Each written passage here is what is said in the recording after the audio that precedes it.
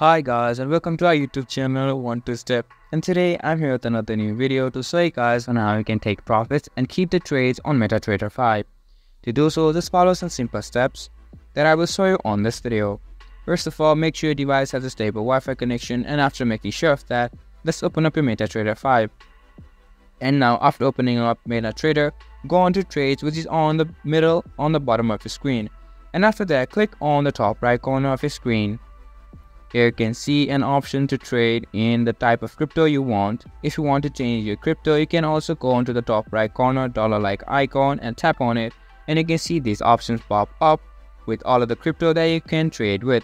And after making a trade, you just have to go to charts, and you can see this blue dotted line that will appear. After that, click on this blue dotted line, and to take profit you just have to take this TP on the bottom.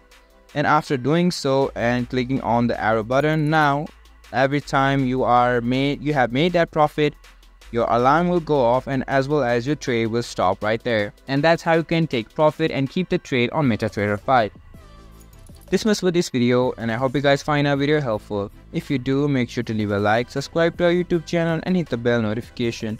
And don't forget to drop a comment for review and for more content like this. See you guys in our next video. Thank you for watching.